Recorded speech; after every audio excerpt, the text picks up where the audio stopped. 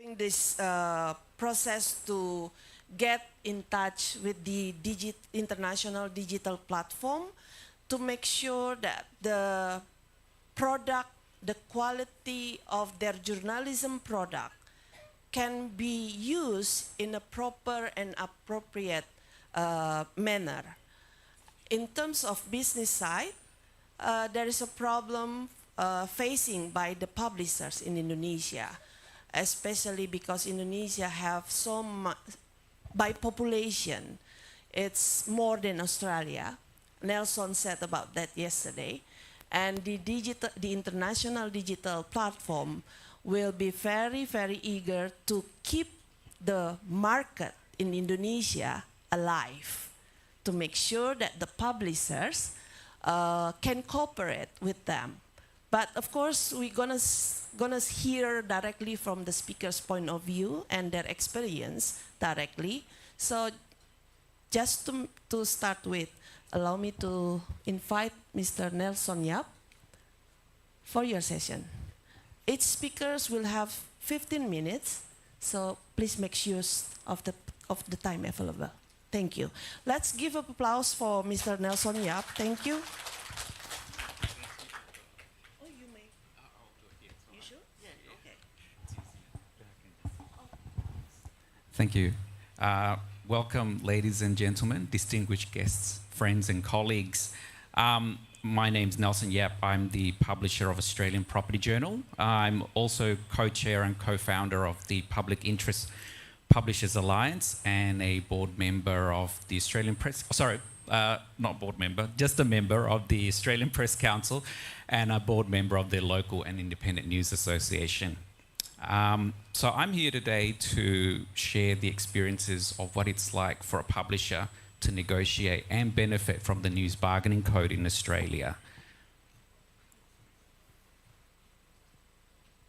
Oh.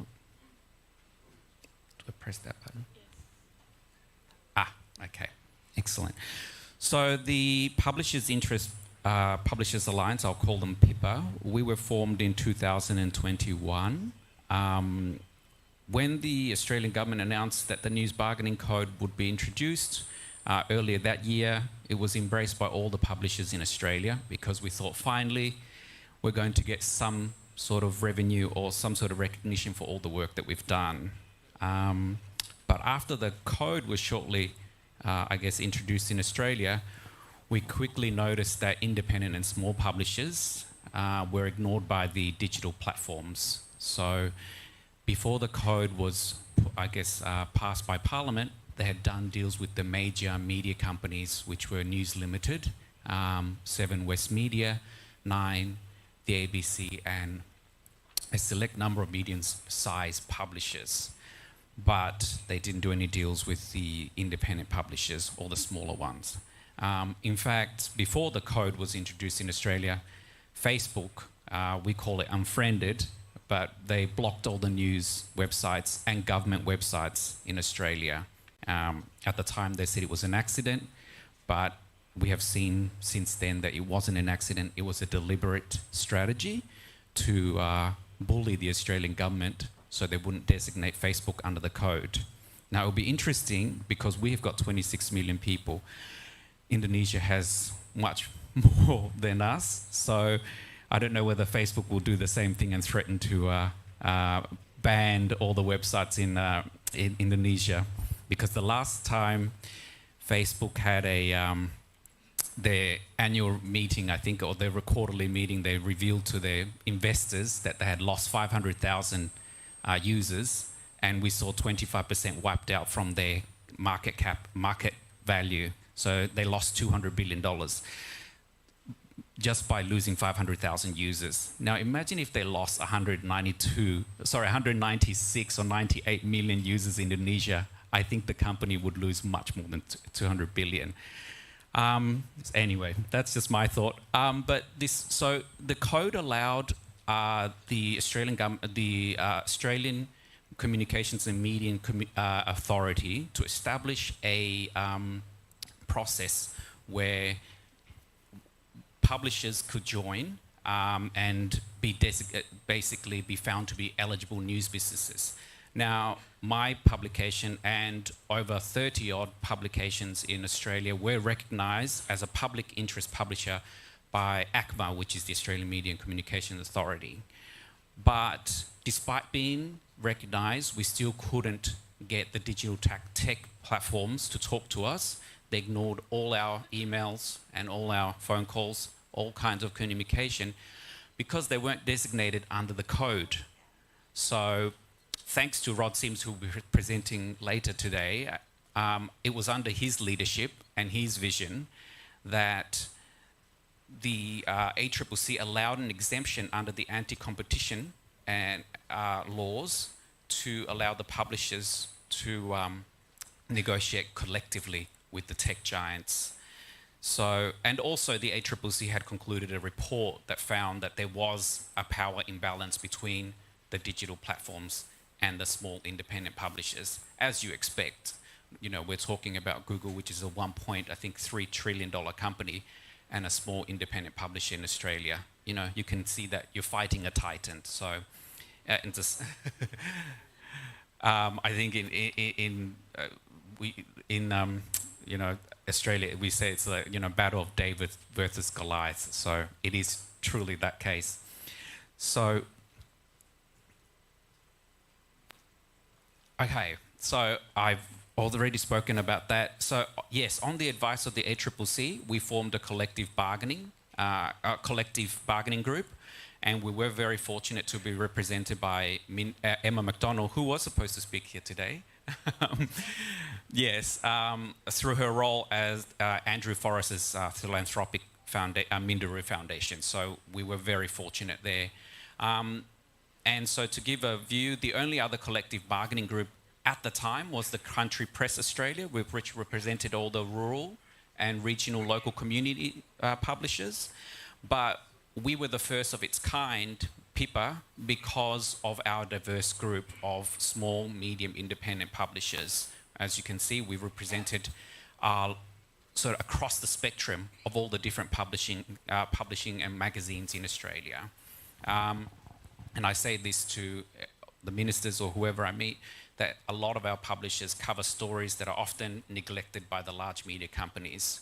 So, and they're also, our publishers, some of them are in small communities with only 5,000, 15,000 community people. So, if without our publishers, they would have no way to get news.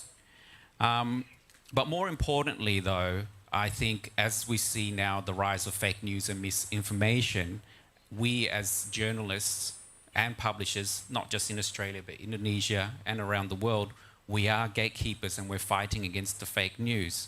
I didn't put this in because I did the research after, but a joint New York University report found that between August 2020 and January 2021, misinformation posts by accounts on Facebook had 6 times more interactions than posts by trustworthy news sources.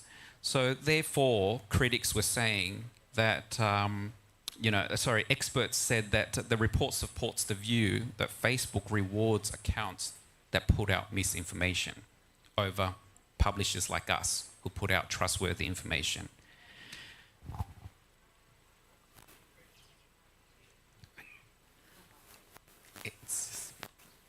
So that's a list. I won't read it out, but that's our list of publishers in our group of 24, as I said.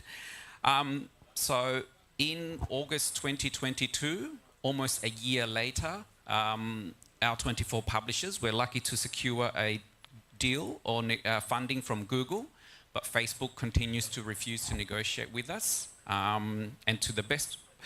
And along with us, Facebook has also refused to negotiate with Australia's largest multicultural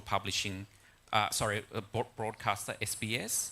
So they publish all the Croatian, Greek, everything, but Facebook refuses to do a deal with them. And Facebook also refuses to do a deal with The Conversation, which is a large academic and publication.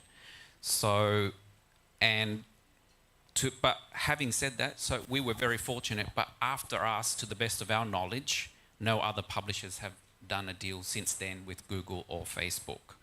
And so in that sort of, I'll just jump to so the government in Australia conducted a review of the code 1 year after to see what impact he has had. But the government decided, despite our lobbying, the government decided that they would not designate Facebook under the code because it requires designation for the negotiation to be mandatory. So the negotiation in Australia right now is voluntary between the digital platforms and the publishers. So in a sense, Facebook did not face any consequences for blocking news in Australia. It has successfully bullied the Australian government, which is very disappointing, into not doing anything. And therefore, as I said, Facebook continues to extract billions of dollars in advertising revenue from the Australian market without remunerating most of the independent publishers.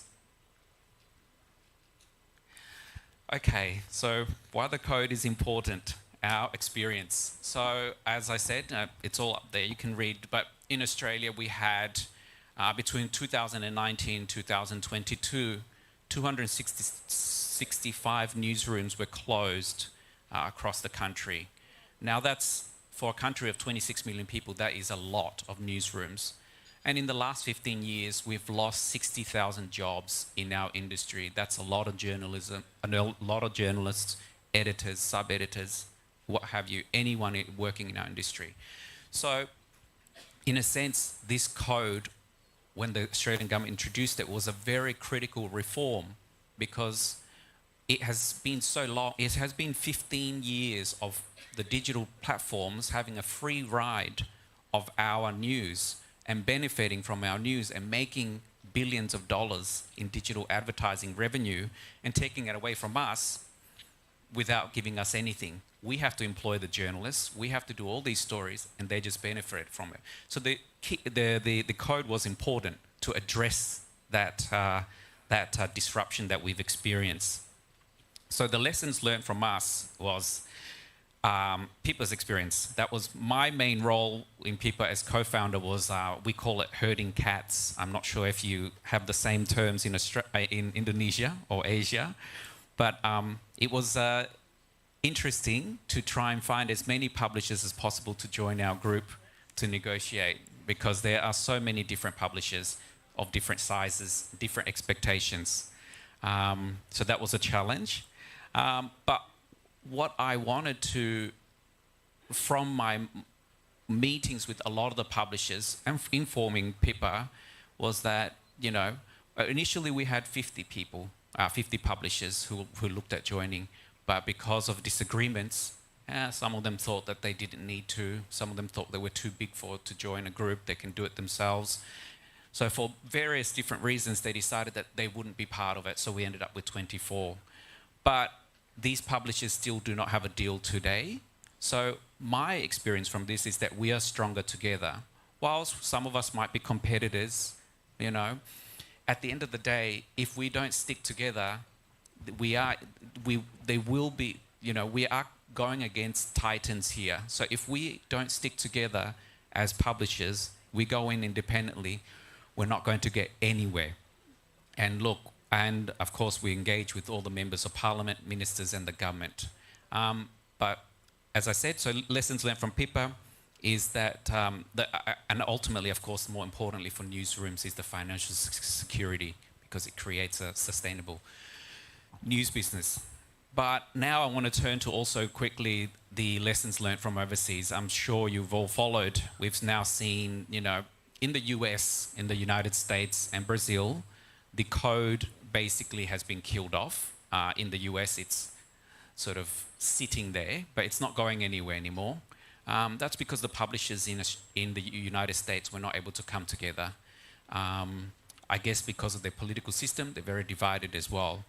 But also, the US wanted to be perfect. They wanted their code to be perfect.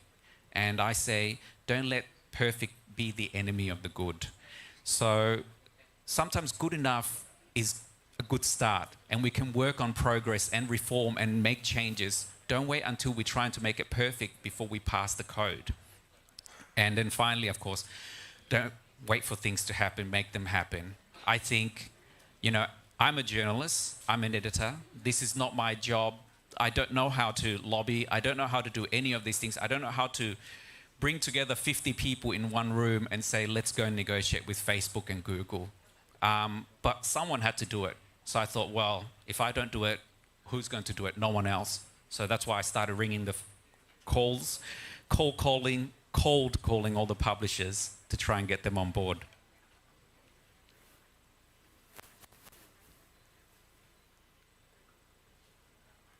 Okay. There's a delay. Oops. Oh no. So funding, that's just a quick slide. Yes, so now in Australia, where, as I said again, and Chelsea has mentioned, you know, we are a small population. We've only got 26 million people, so our media companies are smaller than yours. But publishers, large and small, in Australia have benefited from the deals that have been done with Google and Facebook. These multi-year deals between 3 to 5 years and have brought in over $200 million to local news businesses in Australia. So, and we saw that with the Guardian newspaper. That investment that they secured from Google and Facebook has enabled them to expand their newsrooms by 40. I think it was actually 50 journalists, but I said 40 just to be safe. So the Guardian is just one example of many newsrooms in Australia that have benefited. So from Pippa, our own experience from our 24 publishers, as I said, we secured funding from Google. And to their credit, since we have made a deal with Google, we signed our deal with Google, they have recognized our value to their, they have recognized our value to their platform, and we've had a very positive working relationship with Google, which, so it should be. And also we've received a lot of mentorship from Google and participated in a lot of training programs, particularly in digital disruption. We wanted to learn what's the best approach, how are we sort of reaching our new audiences. And at the end of the day, we also know that, you know, Google has access to all the data analytics, so they can share that vision, that sort of data with us to help us navigate this digital disruption. But from my experience, an independent publisher and owner of Australian Property Journal, the funding from Google has allowed me, just in my example, to hire more journalists. I've also started an internship program with universities to train young journalism students. We've also expanded our public interest journalism news coverage. So we're doing a lot of stories about homelessness, social housing, climate change. So all these things. We've upgraded our digital infrastructure, launched new products, and we've also grown our traffic as well. And that's just in the first 6 months. So actually our first 6 months was February the 1st. And that's just in 6 months what we've achieved from Google funding. And we have all, as I said, publishers, large and small, secured multi-year deals. So imagine what multi-year deals can do for Indonesian publishers if we have achieved that in just 6 months. So my final thoughts are that, and we've seen this in the Treasury Review in Australia, is that Google and Facebook are just the start. We've got digital disruption, but digital disruption has now evolved into the social media disruption, because as now, no doubt you've now noticed in Indonesia that the millennials and the Gen Z news audiences, they turn to social media to get their news. So therefore, in Australia now, the government is considering expanding the code to include Instagram, TikTok, YouTube, Microsoft, and the Apple News platform. And I think the Indonesian government, and particularly looking at the code, should consider expanding it to the social media platform as well, because that's where a lot of the people are getting their news. Research from Oxcom in 2022 found that 29% of teenagers are getting their news from Instagram. And I actually said Instagram twice. 28% are getting their news from TikTok and 28% from YouTube. I should have fixed that mistake. Sorry. And so now, but also the Reuters Institute at Oxford University found that a third of TikTokers now use TikTok for their daily news.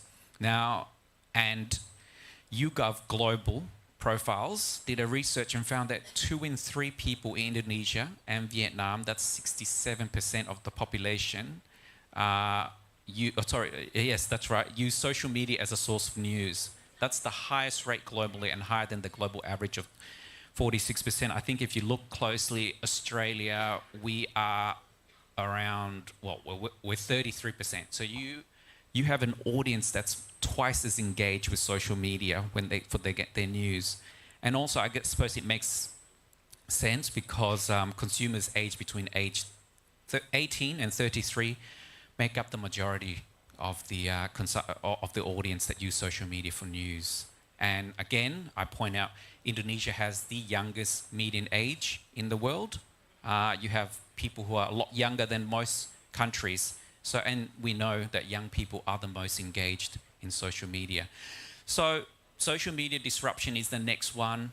Google and Facebook are great, you know, to get the code started. They're great, but we also have to consider that in order to preserve journalism, and what we do is a public good, we are just as important as hospitals, roads, and all those things. We sometimes, I think, in the media don't sort of see ourselves doing public good, because I have to confess, a year ago, before I started doing this, I just saw myself as a journalist writing stories every day, you know, filing in your stories and then going home and thinking that's done, that's fine. But we don't value what we do sometimes, and I think then we can't, if we don't value what we do and if we don't see, sort of step back, then how can we go to government and say, you need to support us in this because we want to deal with Google and Facebook? What we do is important, particularly in the rise of fake news as well. So we are the gatekeepers against fake news. Without us, the government will have to contend with a lot of misinformation and fake news that's on social media. And that will destabilize, and it's not healthy for democracy. So what we do is healthy for democracy. And it is, we are a critical pillar in democracy. Thank you very much. Thank you, Pak Nelson.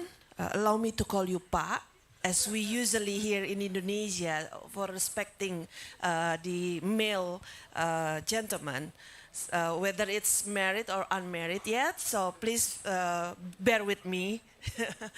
So, Bapak dan Ibu, okay. Bapak dan Ibu, allow me to speak in bahasa a little bit, just a little bit. Bapak dan Ibu, untuk informasi bahwa penterjemahan dari bahasa Inggris ke bahasa Indonesia sebenarnya tersedia dalam caption di dalam ruang Zoom. Jadi jika membutuhkan bantuan penterjemahan tersebut, kami persilahkan untuk bisa mengakses dari device masing-masing di link Zoom yang disediakan oleh panitia atau di YouTube yang disediakan oleh panitia. So, back to English.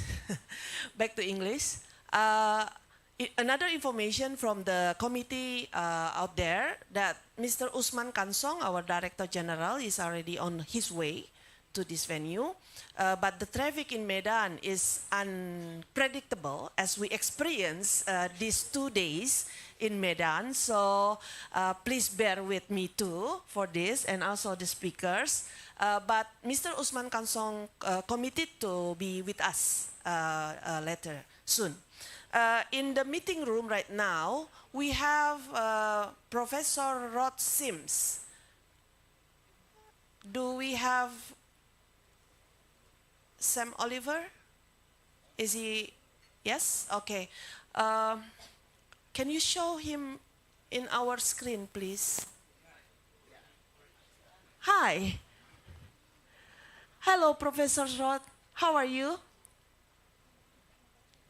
Okay. One moment. We haven't heard your audio yet. Oh, I'm sorry. Can you hear now? Yes, loud and clear. Thank you very much. So, Professor, just to inform you that we already opened the seminar by official opening. We just finished with that.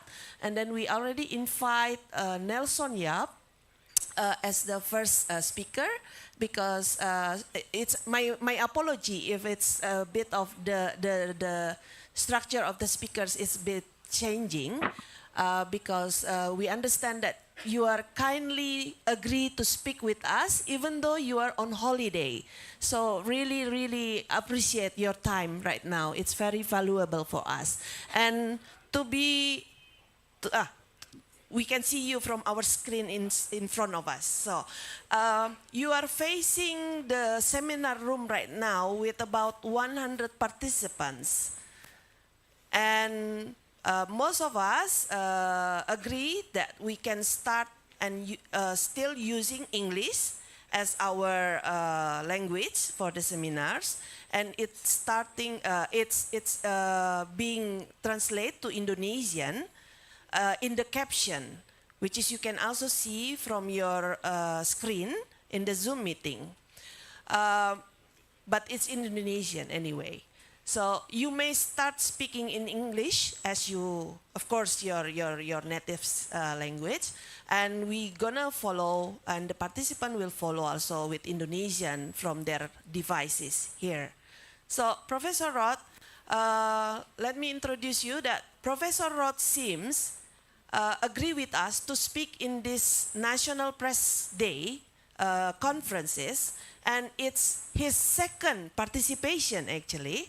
Because last year he spoke with us also in Kendari. He did it during his term as the president of the Australian Competition Authority.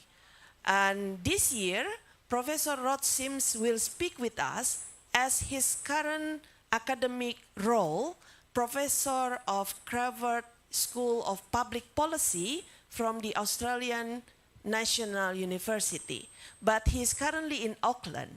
So we appreciate your time, Professor. So as you may know that the topic of today is still related to the process and the effort from the Indonesian publishers to have the bargaining code and the publisher right to be established in Indonesia. In front of us, publisher owners and also academician join us, and the government official also with us. So we allow us to invite you for 15 minutes to share your thought about this. Thank you, Professor. Let us applaud him to encourage Professor. Thank you. So time is yours. Okay, thank you very much, and thanks for the invitation to speak. Unfortunately, as you say, it did coincide with me being on holidays, and I have to say I'm not in Auckland. I'm very much to the north, the northern tip of New Zealand, so I hope the internet holds up through this discussion. I thought I'd make a few points and then happy to take questions later on. The first point is that what started the News Media Bargaining Code in Australia was a study done by the Australian Competition and Consumer Commission. The law in Australia is such that when the government directs us to do an inquiry, that gives us powers to get information, compulsorily demand information, and it also requires us to make recommendations to the government, which we did. Now, the study was about digital platforms, media, advertising. We ended up making 23 recommendations, of which one was that there be a news media bargaining code. We did make other recommendations about providing funding to local journalism, and a range of other things. So the News Media Bargaining Code was not our only recommendation in relation to journalism, but it was I think our most important one.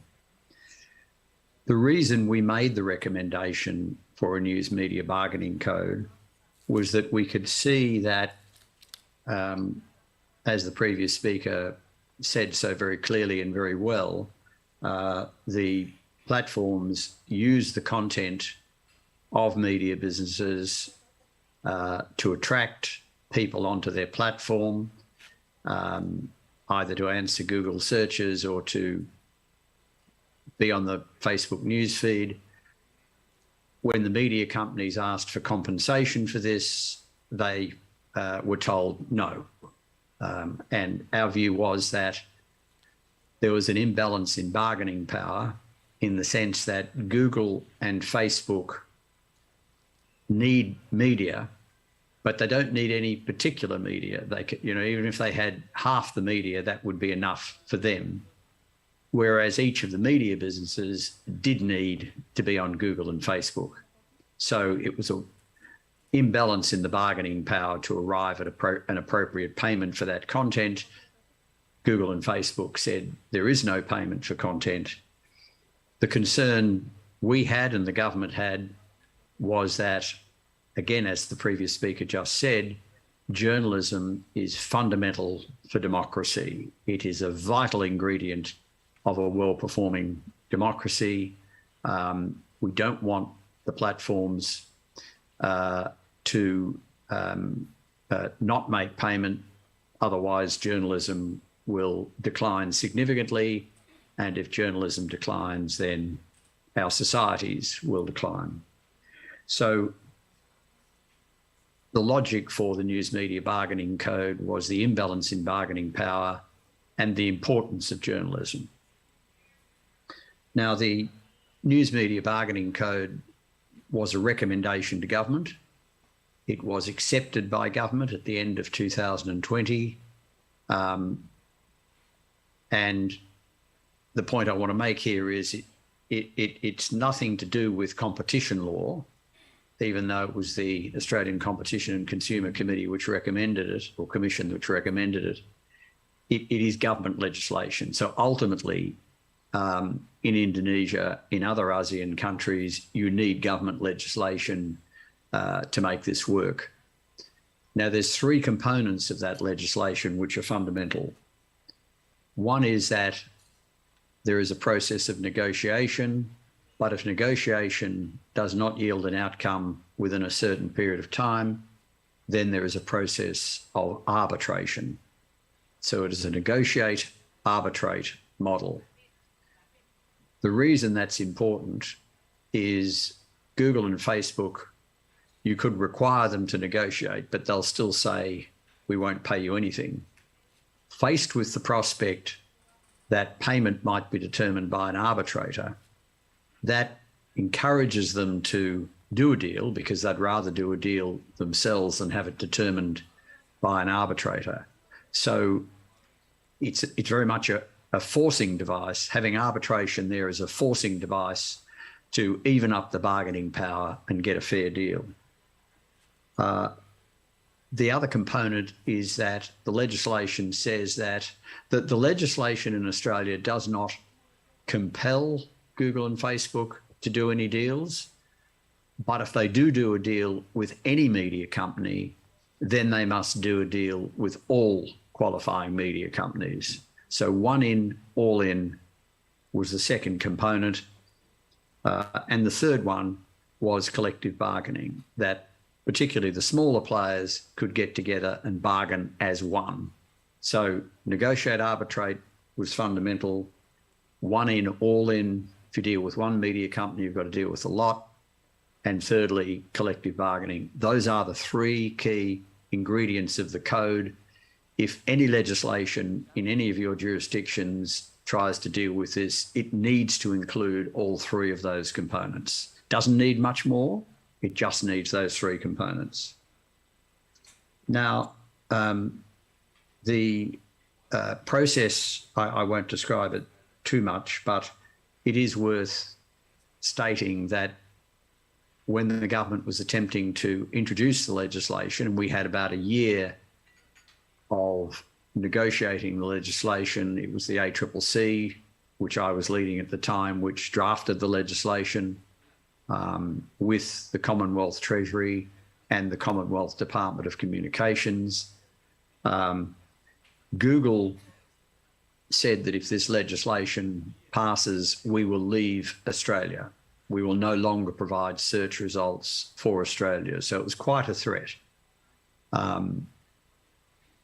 When they made that threat, Microsoft stepped in and said, well, if Google leave Australia, our search engine Bing can take over. There was a discussion between the chief executive of Microsoft and Australia's Prime Minister. So in a sense, and also there was a public reaction against Google for threatening the government in that way. Facebook, in turn, we woke up one day to find that Facebook had taken all media and other things off Facebook. So they not only took media off Facebook, they also took down sites that were there to provide help, bushfire warnings, health warnings, and again, they overstepped the mark and there was a huge public backlash against them, a whole lot of people saying they would no longer use Facebook anymore. So those threats backfired, but they did set off real negotiations between the Australian Treasurer, Josh Frydenberg, and the chief executive of Alphabet, Google's parent, and the chief executive of Facebook. A number of changes were made which don't really matter.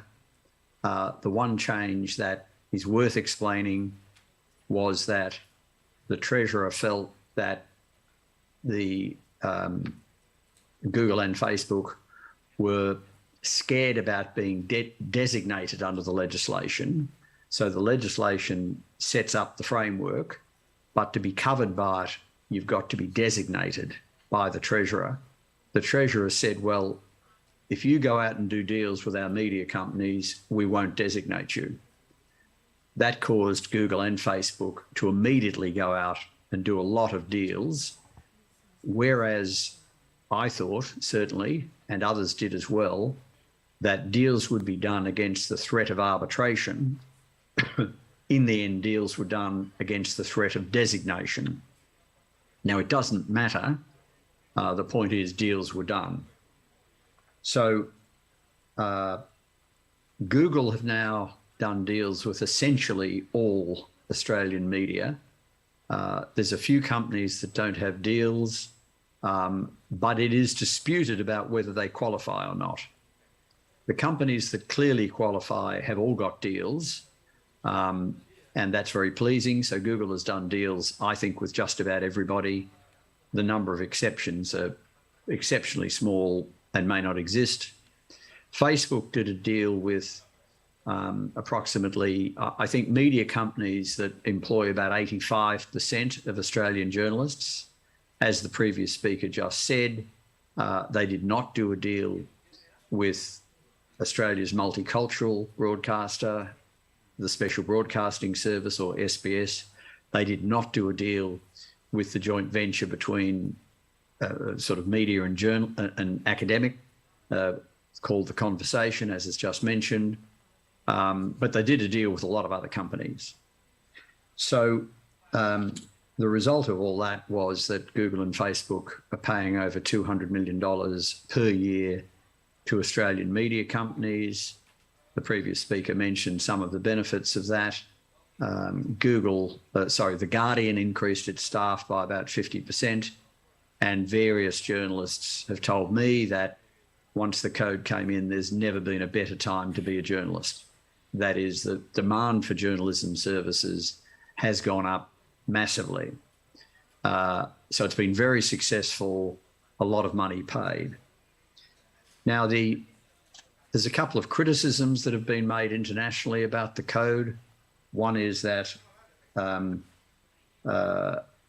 it just deals with, it just benefits the large players, not the small ones.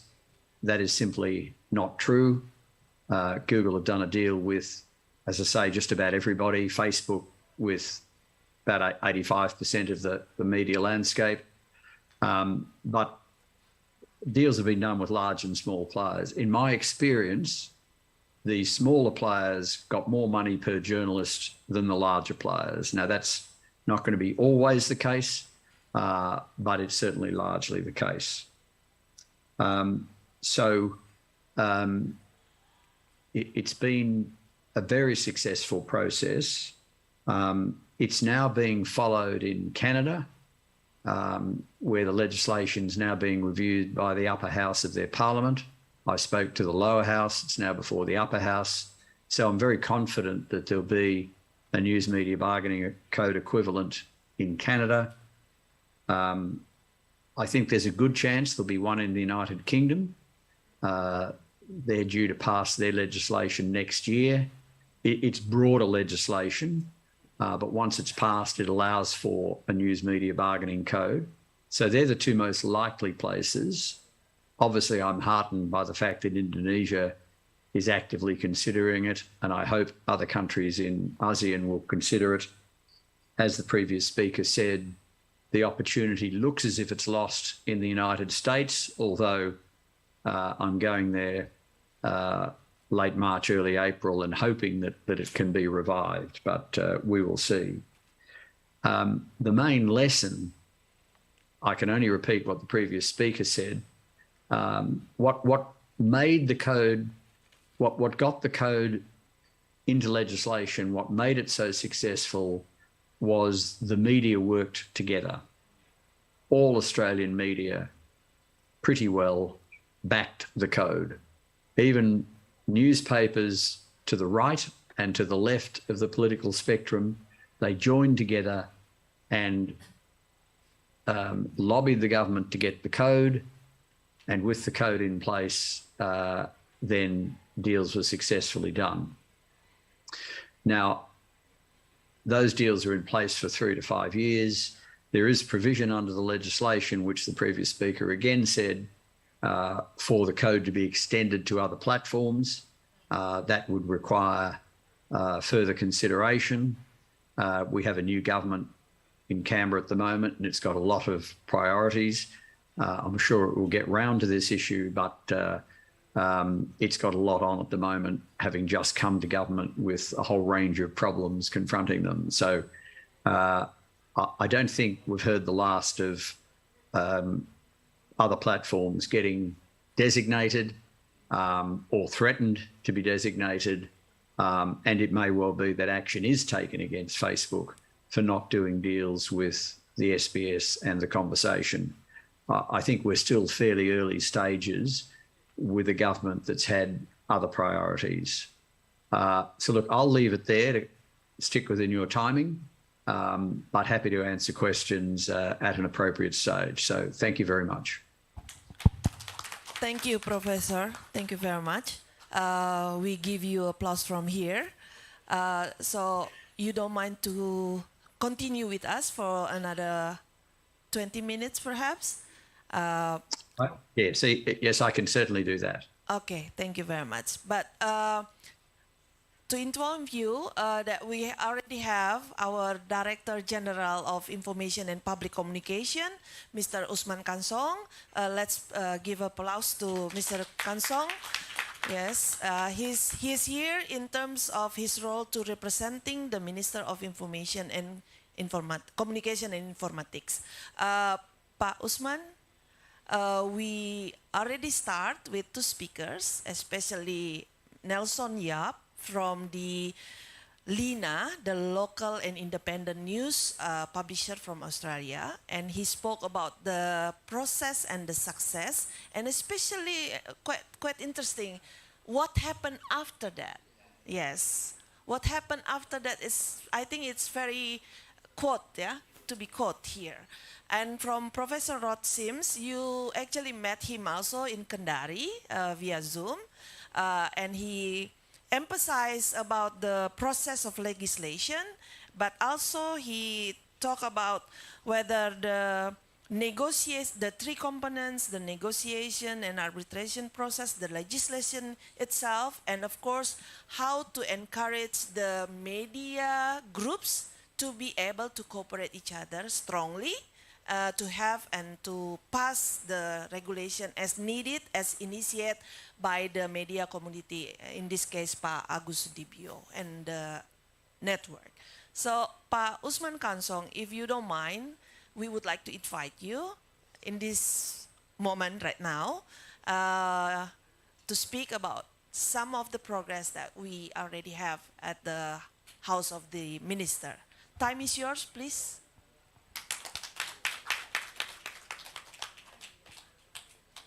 To inform you that we use the English, but you may speak in Bahasa. The translation is available at the caption of the Zoom meeting. Thank Okay, I you. will speak in mixed languages.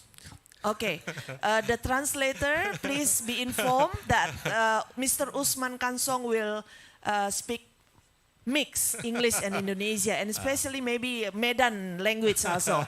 So be aware. Thank you. Okay, thank you very much for this occasion, for this chance to speak on what is the progress of the legislation or regulation of the publisher right.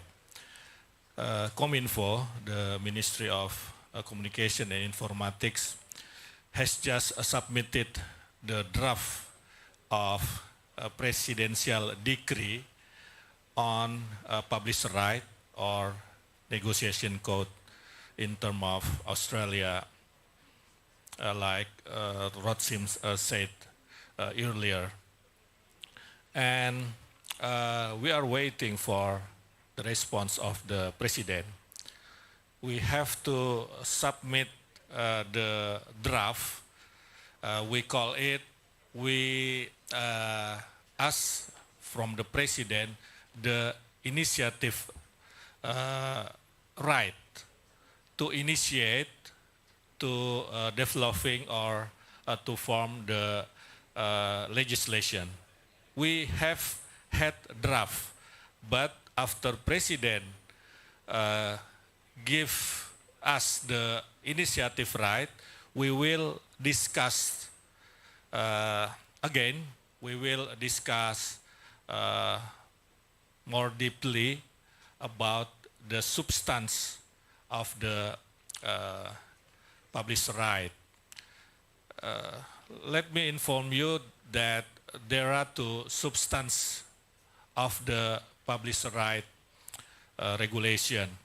The first is that the platform must cooperate with the media in Indonesia in terms when the platform want to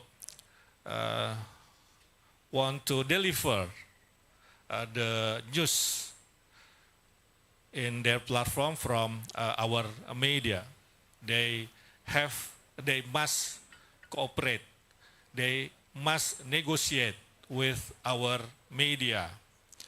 But the negotiate will be B2B business, business to business negotiation. And the second, we will have such a body, such a controlling body to watch, to control the, to see the negotiation between the platform and the media. The body will mediate if there is a dispute, if there is a dispute between platform and the media. And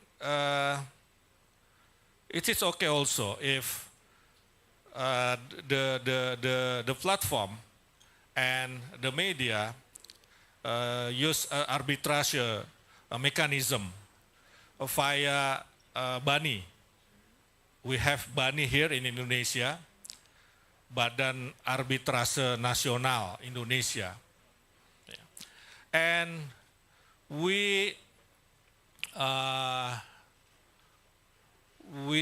the regulation will give the right to press council to control, to watch, to see, to mediate the cooperation between platform and the media, because the position of the government, we are not recommending to form new special body. So we will use the existing body, that is Press Council.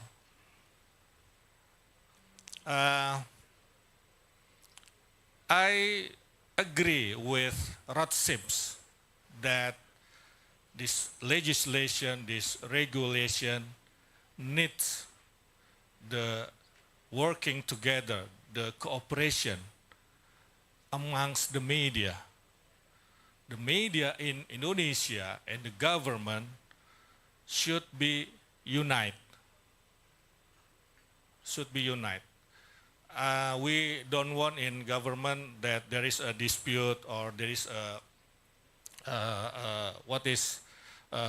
differences opinion between amongst the media in Indonesia. So we should unite here if we want to regulate the platform.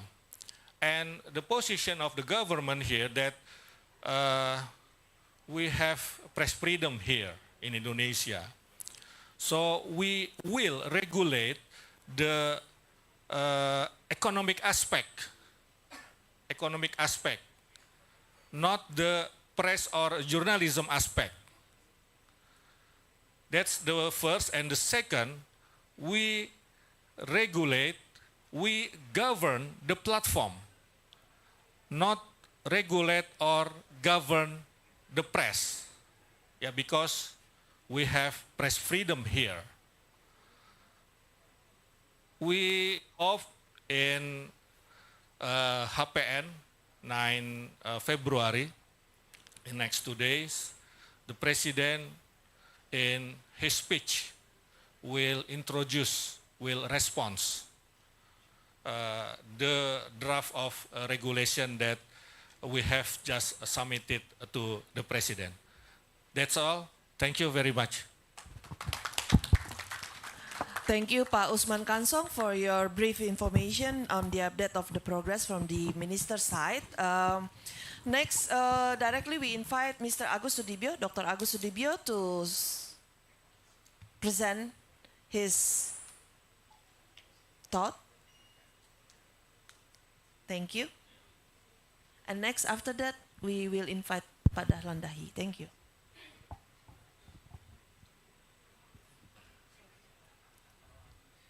Thank you, Chelsea. Bismillahirrahmanirrahim. Assalamualaikum warahmatullahi ta'ala wabarakatuh. First, thank you for CIG, PWI, and PPC Media Action for invite me to join in these important meetings. And it's really nice to meet all of you, especially colleagues from other country in Southeast Asia region, especially from my friend from Malaysia, tepuk tangan. And also my friend from maybe Vietnam, Thailand, Philippines that join in this seminar. I would like to share the experience of Indonesia media community to the advocacy for news media bargaining codes, and then also I would like to share the idea for the need for inter-country media association caucus or alliance for together to the same advocacy.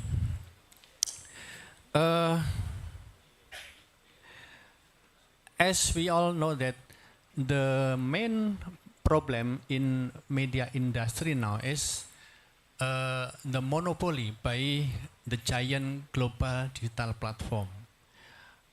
I don't know the exact situation in each country in ASEAN region, but if we refer to the context of Indonesia today, the monopoly of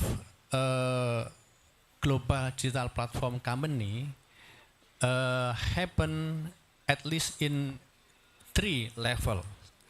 First, around 80% of news distribution in Indonesia is controlled by Google and Facebook. This duopoly also grab around 75% digital advertising expenditure in Indonesia. And they also monopolize the processing and also utilization of user behavioral data.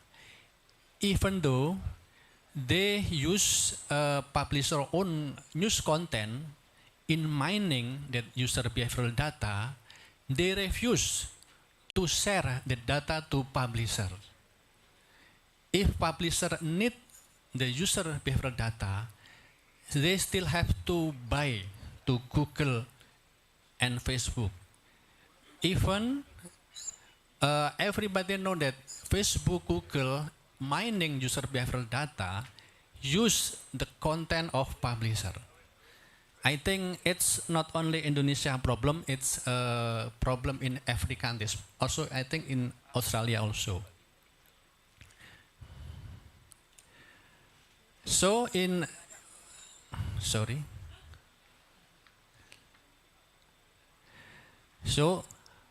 in this context, I think 2 years ago, media community in Indonesia, Indonesian Press Council, Indonesian Media Association, Journalist Association together established what we call Indonesia Media Sustainability Task Force. Indonesia Media Sustainability Task Force.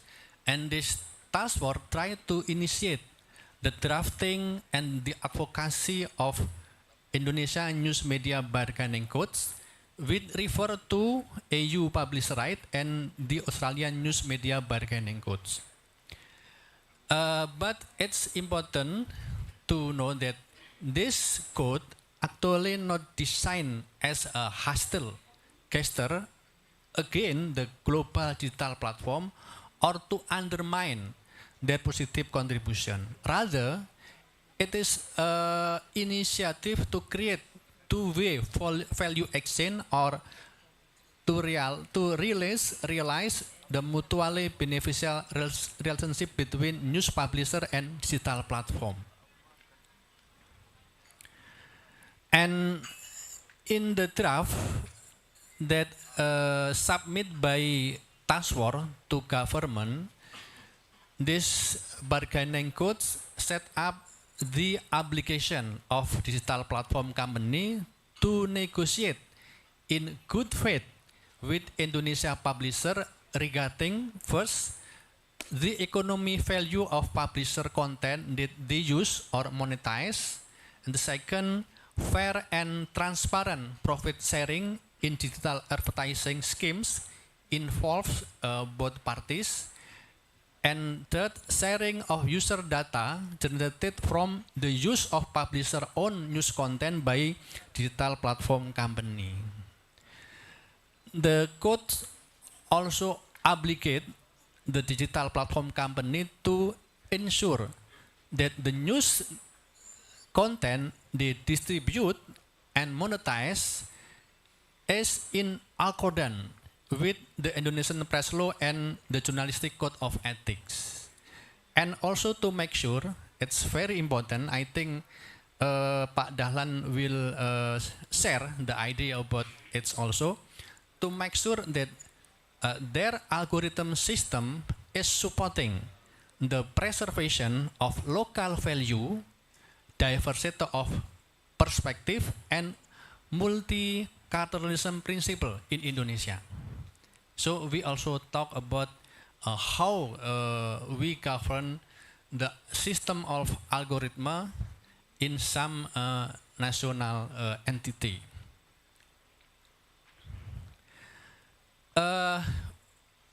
I believe, and I think as we all know, that in order to carry out the journalism social function and democratic function properly, the mass media must be economically sustained.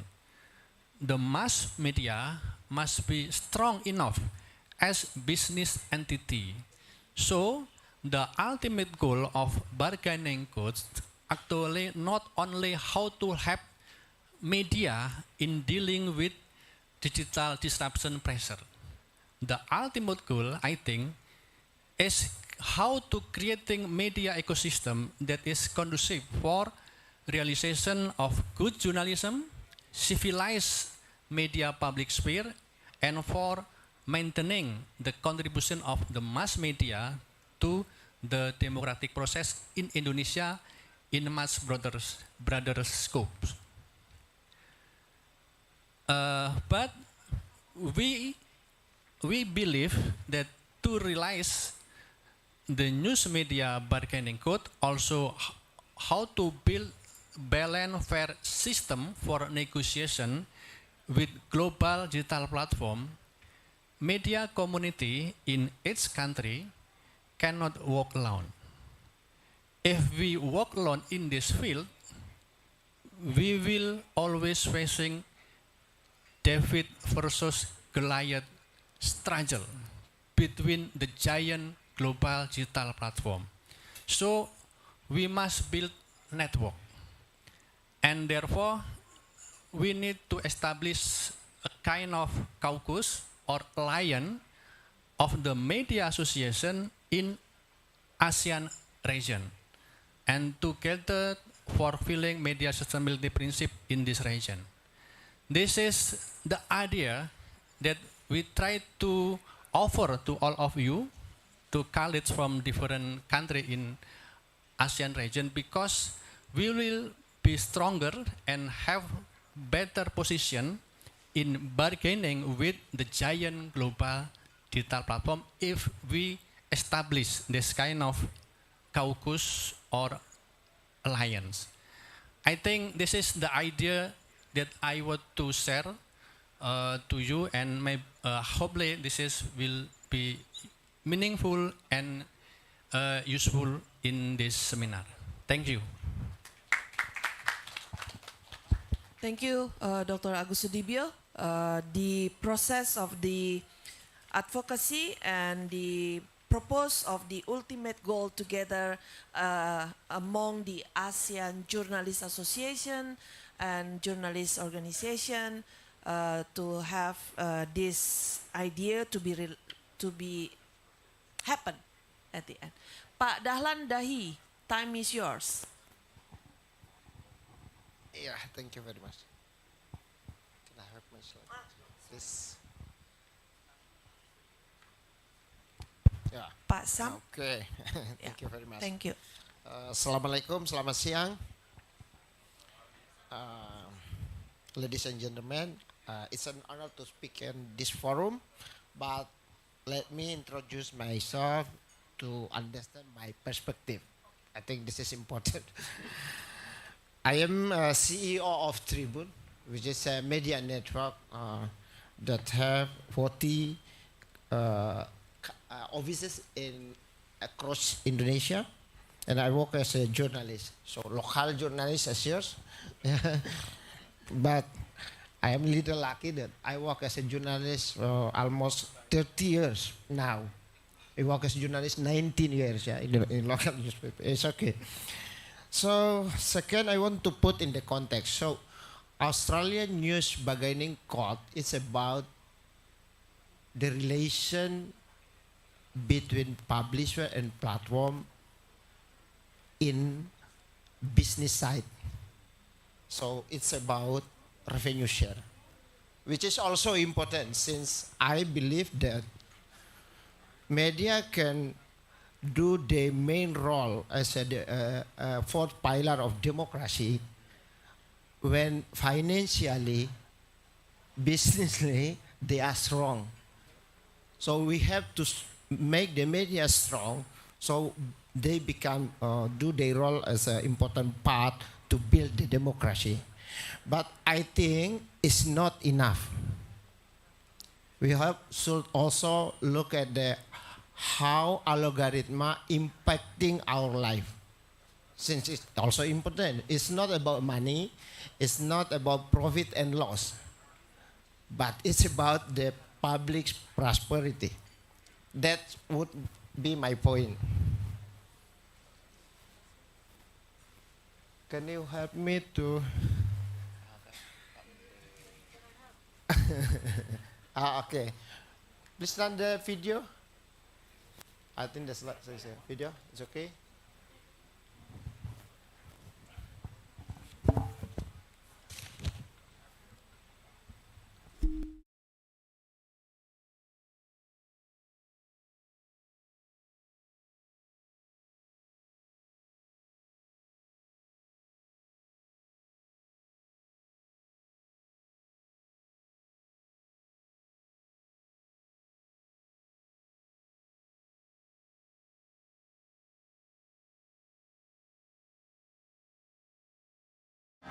Bahasa dan cerita unik penuh makna.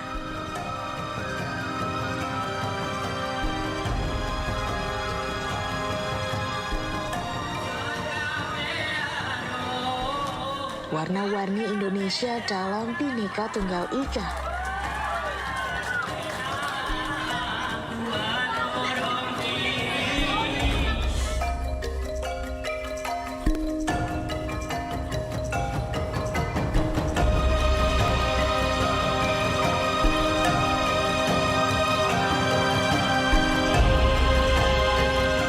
Kami terus tumbuh menjadi mercusuar di negeri 1001 cerita.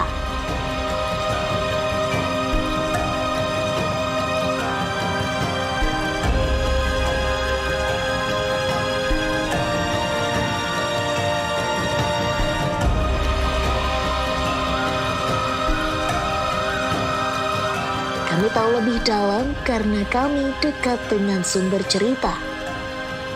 Kami unik sebab kami menghadirkan 1001 cerita lokal untuk Indonesia. Kami adalah representasi keberagaman sudut pandang untuk tetap menjadi Indonesia. Tribun Network. That's a clip. So, thank you very much. It's the face of Indonesia. It's not the shopping mall, which is the face of Indonesia. It's a traditional market. It's the heart of Indonesia. You can find this perspective if you go deeply to find local perspective. That's why we see Indonesia, which is diverse in ethnicity, culture, and religion. It's a beautiful Indonesia that make Indonesia Indonesia. Next slide.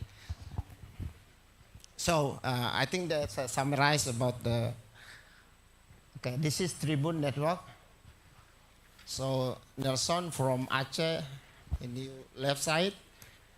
Flight to Papua, I think it took like 5 hours. Yeah, it's the same. You fly from Melbourne to Hong Kong. Yeah, right. Yeah, that's Indonesia. Okay. Okay. We start with local newspaper. 35 years ago. 35 years. I think it's important. Because media could only sustain if they get trust from the people. If the media become a trusted partner to develop the society. I think that's important things. Second important things that since we employ local journalists and local editor on ground, then we empower local culture. From Aceh to Papua. And the most important thing, we preserve local values. I think this is a big thing. How to still have a local character as an Indonesian, at the same time, we consume the global media through our global village. Yeah, I think this is important. So, however, yeah, as if it's shift is happening in media industry. So, Who take the control? This one or? Yeah, okay. Look, this is a scheme. I just want to simply explain this. So, wait a minute. Okay.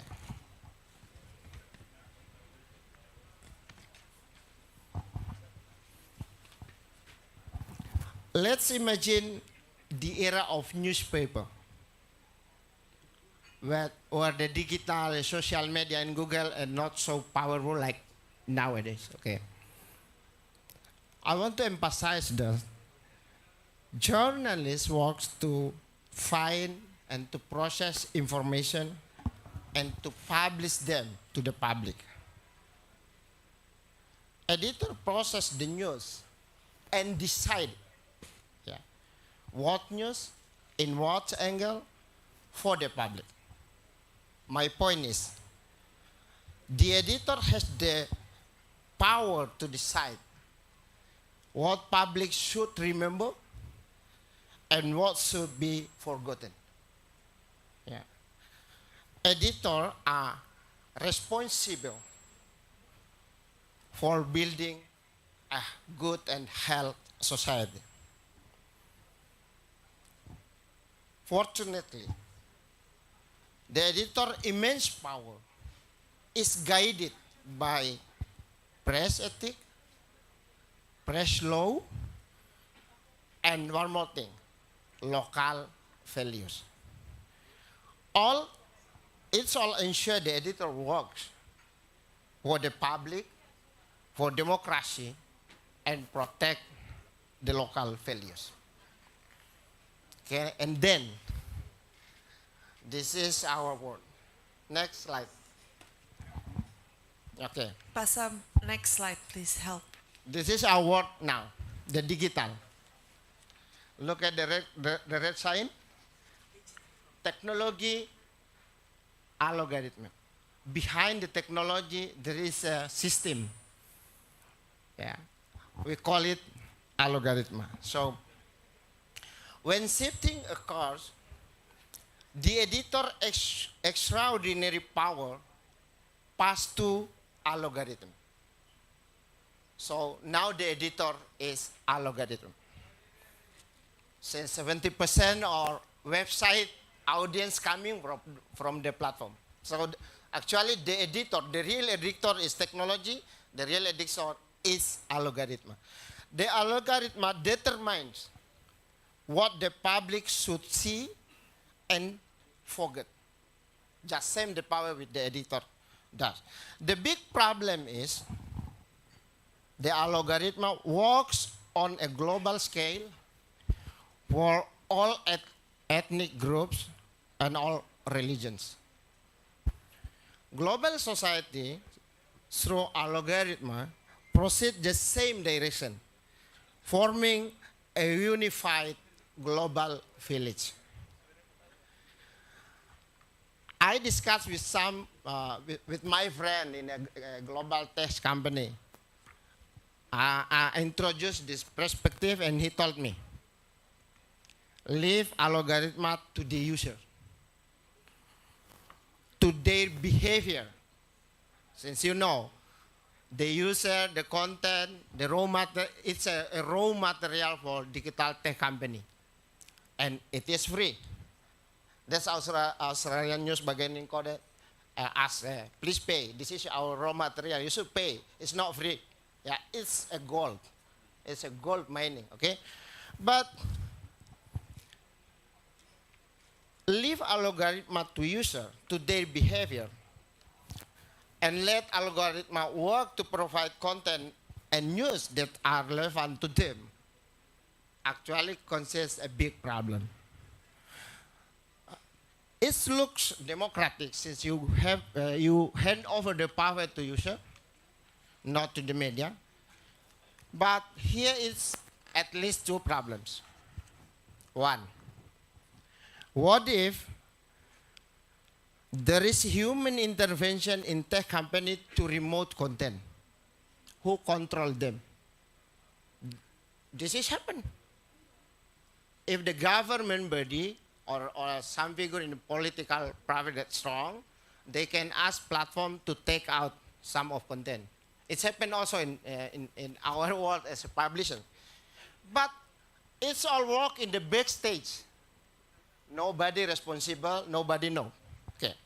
Second, what if the algorithm which work with the amount and the quality of engagement move in a direction that actually destroys society and civilization? Who control them? That's the point when the editor or when algorithm take over the power of human editors. Next. The contrast is there, not here. So that's algorithm, then that's a human editors, okay? Next, please. Okay. Here is my big question at this forum. Who watch, who control the guys, the men behind algorithm? Since algorithm decide of what public would see and forgotten, who control them? Is Indonesia legislation, Indonesia president, Indonesia parliament, or should Malaysia parliament? Or should United States parliament? Who control these powerful guys? And who know them? Any of you know who is the man behind the algorithm? I want to state my important point. Okay.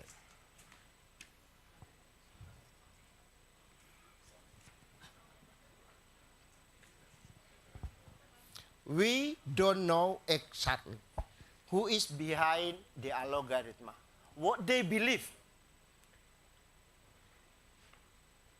What are they fighting for?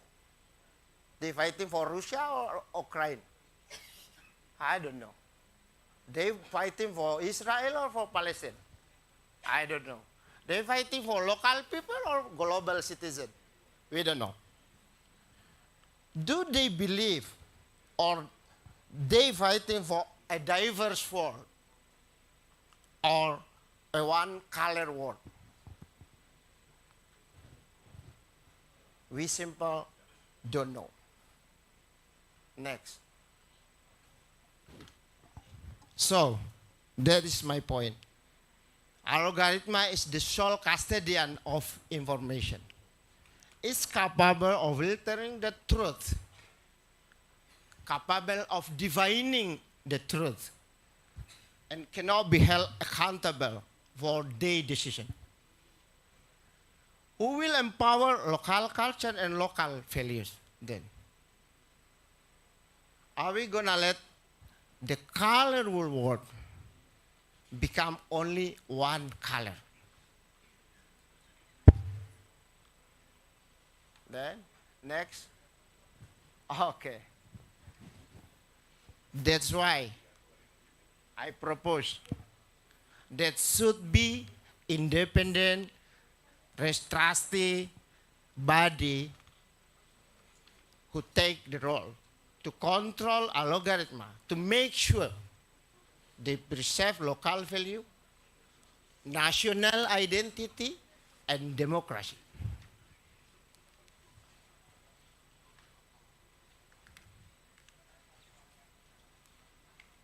Because we want to pass on a diverse world to our future generation. And hopefully, the algorithm also work in the same direction. I close this presentation with, I think this is the famous quotation. Imagine the power of algorithm, and I think all of us remember the English historian named Lord Acton. Power tend to corrupt. absolute power, corrupt, absolutely. Thank you. Thank you, Pak Dahlan, for your presentation in terms of making sure that the local value still be there with us, even though the AI taking so much. It's not about money at all. Yeah. Well, let's big applause to the speakers here first, and I want to check with the Pak Sam Oliver. Do we still have Professor Roth in the Zoom room? Yes. Pak Roth, Professor Roth, we are finished. We finished with the presentation now, and would like to open the session for comments and question answers. I hope you still with us and willing to take one or two questions from the floor here. And I would like to directly open the floor right now. If there is comment or questions from the floor right now, from the right side, middle side, the left side. Do we have hands up to raise questions? Okay, one from the left side. There is a lady, and then one from the right side. Can the technical officers help with the microphone, please, to make sure that the gentleman and the lady can connect with the audio in the Zoom room? Yes, please, Pak Sam, to the lady here, Ibu Santi, I believe. And then from Malaysia, please, Ibu Santi. Yes. Thank you for a very comprehensive presentations to all speakers. I have a question to our Australian fellows who are the speakers. Since the regulation or the code is to fight against monopoly, like should be an antitrust government agency who fights it instead of under the press council. But I'm just wondering, in Australia or whatever you found out when we were going to go for bargaining code, is there any where in the world that the press council regulates the body to fight against antitrust? Okay, I am sure Professor Roth already take that question too. Next, our friend from Malaysia, please help. Thank you. Oh, Ibu Noni, thank you very much for your help. She is our journalist. Okay, my name is Chamen. I'm from Malaysian Press Institute. Press Institute. I've got a question for Nelson Yap. You mentioned that the Australian media earn about 200 million US dollar per year. AUD, Australian dollar, sorry. Australian dollar per year. And the things that I want to know, how actually do you distribute the amount among the 24 PIFA members? 200 million. You know? And also a question to Prof. Agos. I think you highlighted a very good idea in terms of ASEAN, how ASEAN collectively can negotiate with the technology big company. But do you have the legal framework to do that? For example, Australia has its own code, and Indonesia is, I think, progressing in advance to have that code. We in Malaysia is still, we don't have discussion about creating a code, but maybe after this seminar, we will suggest to the industry and the government as well, so that the code can be put in place and have legal standing, so that Malaysia with a population of 30 million people, Australia has about 26. So we are in the position to negotiate with Google, Facebook, TikTok, and the rest. And I think it is important that, according to Prof. Sims, that designation must be included in the code. Perhaps Prof. Rod Sim can reinforce the point so that we can take home whatever we can take, so that we can have the same maybe legal framework in Malaysia. Thank you very much. Thank you. Do we still have one from the middle table? No? Okay, for now. Professor Sims, we have questions raised to you. Yeah. Allow me first. One from Miss Santi. She asks you if there is an example or benchmark when a press council taking care of the anti-monopoly object. That's the first thing. And the second thing from our friend of Malaysia, wishing that you can emphasize how the legislation process, that he can also bring that home, learning from your experience as the regulator and the drafter of the bargaining code. Well, maybe 1 or 2 points related to that. Allow me to also address that the question also to Nelson Yap, also from Malaysia, about how to spending the money that you got. But do we have questions from the Zoom meeting? Friends from the Zoom meeting? Can Pak Sam show us? No? Nobody raise hand? Okay. Well, if there is later on, please inform us, Pak Sam. Thank you. So, Professor, time is yours, please. Okay, can you hear me all right now? Yes. Okay, so the Press Council in Australia does not have a role in the code, and really there isn't much role for, well, there's role for two regulators in the code. Our media regulator, called the Australian Communications and Media Authority, it registers media organisations to be eligible to participate in the code, and then it chooses a panel of arbitrators who would arbitrate if called on to do so. The ACCC, the competition regulator, the equivalent in Indonesia is the KPPU, if I remember the initials well enough. We make sure that the companies, the Facebook and Google, comply with the terms of the code. So if they were not to negotiate, if they were not to accept the arbitration, then we could take them to court and there would be huge penalties attached to them. And if they kept not doing it, the penalties would continue and they would ultimately be in contempt of court. So those are the two roles being played by regulators in Australia. The Press Council in Australia does not have a role.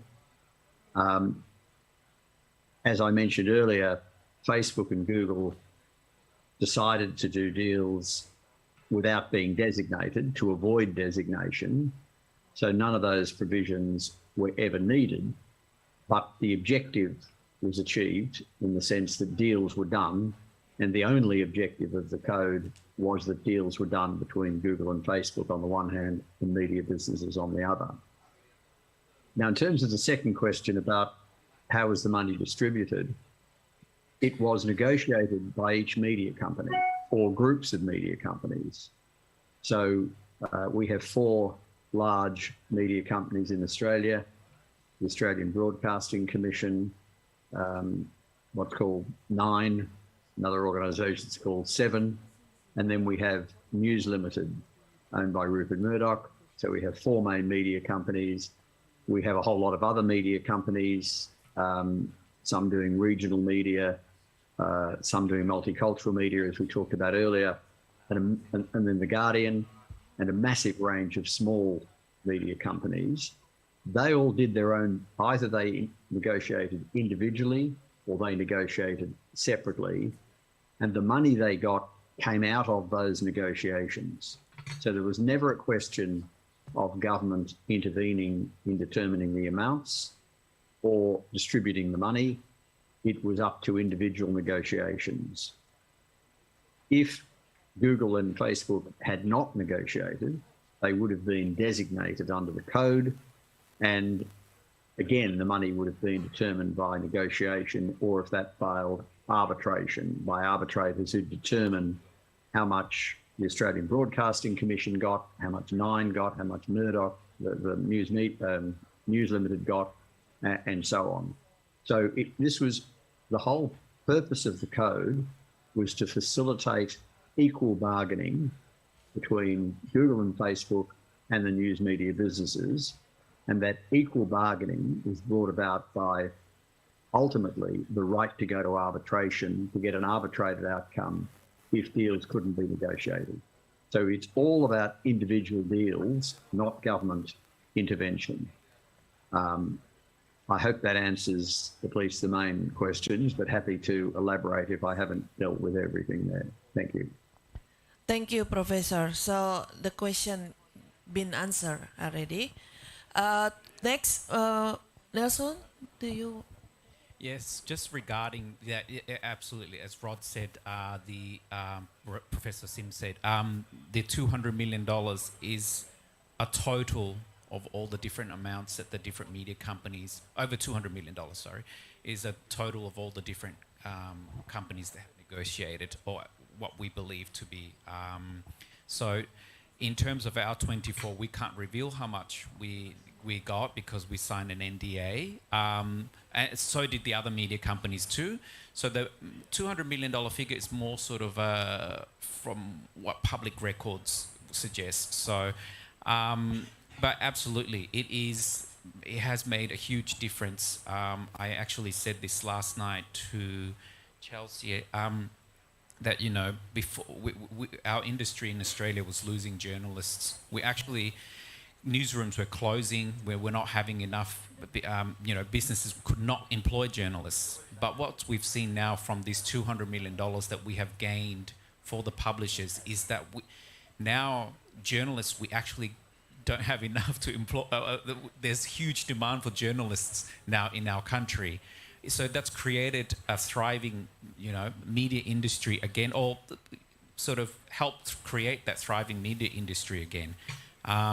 And for individual 24 publishers, it means smaller communities, publishers publish, on science, climate change, women's agenda, NGO, all these publications now can focus on the topics that are sometimes not covered by mainstream media.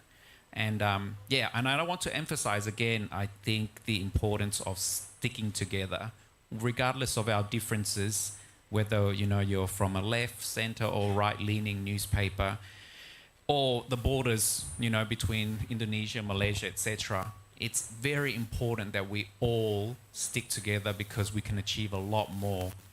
Particularly Indonesia is the third largest democracy in the world.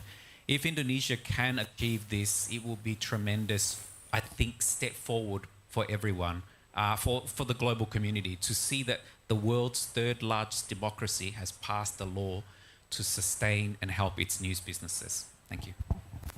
Thank you. Very kind word. Pak Agus, Dr. Agus, please. Yeah.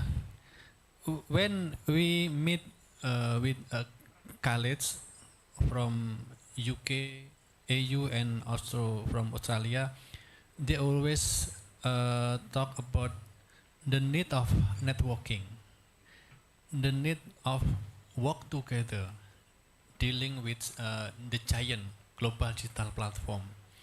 So, and we already discussed this idea with a friend from Cambodia and also from another country when CIG have a general meeting in Bali last year. So and of course we can share our draft for you. And I think Indonesia and Malaysia is unique entity in this thing, because we have quite similar language. I think we need, for example, the idea to set up search engine in Bahasa Melayu like that. So we have unique relation, and I think if we can work together in this context, how to build fair, balanced, and transparent economy, technology, and news relation between publisher and the giant global digital platform is very important. So because the Google, Facebook is the giant one, the giant. So I think it's also a story, experience from Europe, when Spain and also France try to negotiate with Google, Facebook. They also have similar problem. So I think we need to mainstreaming the idea of bargaining code, publisher right, Digital Economy Act, Digital Business Act, that's still ongoing process in EU now. So what we call in Indonesia is try the domestication of digital platform. How the government in national entity try to create some regulation, new regulation, to domestify, to regulate the digitalization, transformation digital in every single country. So I think because we need more information, we need more discussion about it. I think the idea to establish the caucus or lion of media association across country in ASEAN region is, I think, very contextual and very important. And hopefully we will meet again in this kind of discussion, in this kind of meeting, to try to realize this idea. Thank you. Thank you, Pak Agus, to respond to the questions. Do we still have question from the Zoom room? Pak Asep? No? Okay. So our friends from Malaysia, Timor-Leste, Myanmar, Cambodia, and Thailand, maybe if you wish to have a more intense discussion, probably we can have 101 later on. But for now, I will open again if in the room there will be another questions by the floor. One. Is Ibu in the backside also want to raise question? No? Oh, just doing, okay. Okay, Pak, please. Hi, my name is Neil. I have two Pak Neil. questions, one for Nelson and the other one for Pak Dahlan. First, I would like to ask Nelson. I think the microphone is not, yeah. Can we move? My voice is quite loud though. Oh, okay, thank you. Well, I don't it's need a Mr. microphone. Neil Tobing anyway. Yes. Yeah. Medanese. Please, Manel. Sorry about this. My first question goes to Nelson. I'm quite interested with the 200 million plus amount Everyone is. that you receive from the platform during the 6 months negotiation, right? It's quite a short period of time that you can get additional 200 million Aussie dollars Yes. for the publisher. I just want to know what what is the amount, the total amount of the advertising expenditures in Australia, especially from the online? Because yep. as Pa Agus mentioned earlier, that here in Indonesia, the revenue sharing ratio is 70%, 70 to 30%. So using that formula, whether that that formula also applies to get the 200 million Aussie dollars additional revenue. Okay, and to Pak Landahi, I think I have the same opinion with you that this algorithm should be observed, surveilled by the independent body. What do you think the most appropriate body in Indonesia, whether we have to establish a new one or we can use an existing one? Because what I know from the draft submitted by the Cominfo, that I think Santi mentioned earlier that it will be regulated under the Press Council, whether Dewan Pers, I believe, has no authority to regulate a business issues of the publishers. Thank you. Hi. Yeah, I in terms of revenue, digital advertising revenue that the digital platforms make in Australia, I just quickly Googled, and Google makes about, I think last year was, up until May 2022 was 1.4 billion Australian dollars, and Facebook was 1 billion Australian dollars. So I am not aware of the sort of digital advertising revenue sharing that is in Australia. I'm not sure how that goes. But in terms of the $200 million that all of the publishers, we all secured across Australia, that is, it comes down to individual negotiations. So it's very difficult to say what each individual publisher or group of publishers, how they negotiated with them to arrive at whatever amount that they did. Obviously, Google and Facebook have their own formula on what they think each publisher should get, and then the publisher would then say, well, actually I disagree or I agree, and then you go back and forth. And so, but there is no specific model, and I suppose if the code is introduced in Indonesia, that's something that the publishers would have to arrive together and formulate something, whether they base it on their company revenue, journalists that they employ, or their website traffic. That's something that they have to work out themselves. But obviously, again, Google and Facebook will have something different to say about that. Could I just add something? Is that possible? Yes, of course. Please, Professor. Yeah, so there is some revenue sharing in Australia. So I think, and I'm relying on my memory here, but I think YouTube shares advertising revenue, which is why they weren't included in the as up for designation. It was just restricted to Google search.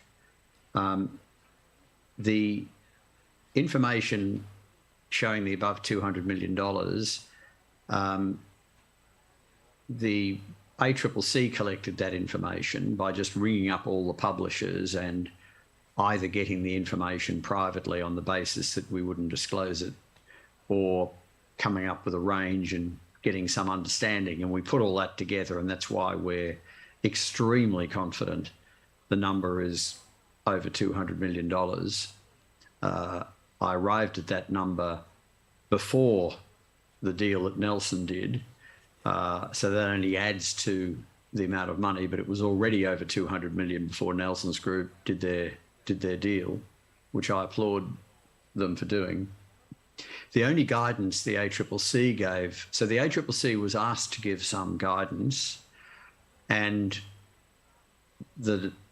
what I said publicly was that if the platforms only covered 5% of journalists' costs, that would be inadequate. If they covered 50% of journalists' costs, that may be a bit excessive.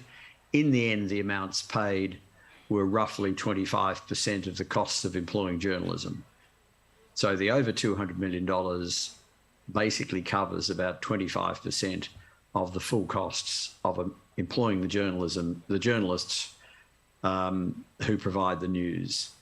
Now, that is very rough. It was made up by the ACCC, but at least it was some guidance that was provided, and it turns out that's where the deals largely landed. So I think that guidance was taken account of in coming up with the over $200 million. In everything we knew, with all the information we had, and we had more information than anybody else, we felt $200 million was about the right number.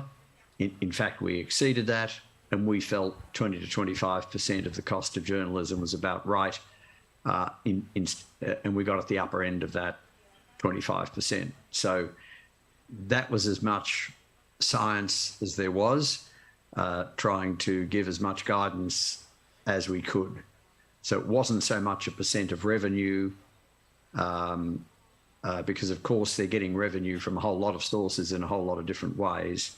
And the amounts that Nelson mentioned were, total advertising across all their platforms, and revenue they get from sponsoring searches and a whole range of other things. So it's tricky to do it that way, but about, as I say, the reference point is about 25% of the cost of the full cost of employing the journalists in each of your organisations. Thanks. Can I just quickly add Of course, to that? of course. Yes, Please, Nelson. Professor Sim's absolutely right. His figure was 200 million was before when our 24 publishers secured our agreement, which, by the way, is thanks to Rod Sims. So thank you very much, Rod. And also the Minderoo Foundation, who helped represent us.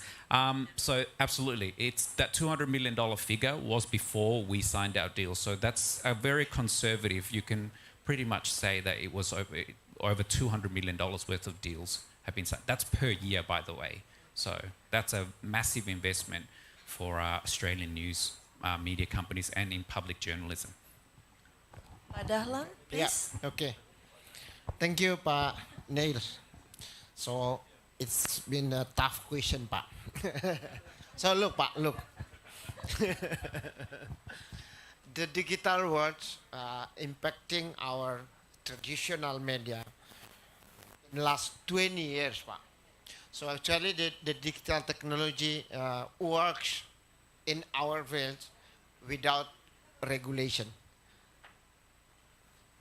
After 20 years, then we realize we should regulate it. So you can imagine that something bigger than us that should be regulated. So it should be tough. Okay, that's the 1 point back. Second, I don't know. Neither. Is it in our, when the discussion about News Australia bargaining court is happening? Do you consider the TikTok as a big player? So when we discuss about this topic, I think we discuss about Google role and Facebook role. But actually, there is in the last 1 year there is a big player also coming. This is TikTok, which for me this is important. If you deal with Facebook, Google, and Amazon, and you deal with American culture, but when you deal with TikTok, you deal with the Chinese culture, which is completely different. So I think Indonesia should introduce these one items into consideration when we discuss about publisher rights. Yeah. So, Pak, what kind of body should be control the algorithm? Okay. I think Pak Usman made a very, very good point. Yeah, I think Bu Santi you work in this publisher right. So first, media freedom is priceless for us. Clear, yeah. So how the regulation put their position in these big issues? So the regulation is about economic aspect, not media. I think I agree with that. And regulation is about a platform, not for the media industry. It's okay. It's good, Pak. So, how about we give another power to Dewan Pers, yeah, to control this regulation? Since actually, Pak, I believe code ethic or our journalist ethics, it is actually ensure the role of journalists to serve the public. That means that if we can use the journalist ethic as the foundation of journalism works, then we can make sure that we preserve the local culture. So the role of Dewan Pers is actually is based on the journalist code. That's my point. But I understand, Pak, this is a massive topic, yeah. But thank you very much. Yeah, thank you, Pak Dahlan. Tricky question actually from Pak Neil. And then another tricky answer from Pak Dahlan about the position of this institution or this so-called body. It's become a very hot topic to be discussed next. And perhaps this will be also part of the moving forward of the advocacy leading by all these media community, and not only in Jakarta, because it's also encouraging the local media. Pak Nelson, perhaps when you said the experience from your organization, you said independent and local news publishers. So perhaps one explanation about that, because in this room right now, we have not only media owners from Jakarta, but we also have media owners from other provinces across Indonesia. As Pak Dahlan said, from Aceh to Merauke, it's 5 hours flight, like Melbourne to Hong Kong. So please. Definitely. Thank you very much. Yes, well, as I think I put on the slide before, our 24 publishers reflect the diverse group in Australia. From our group, I think on the list there was Yanchep News, which was a very small newspaper in a regional town. I would say it's about 15,000.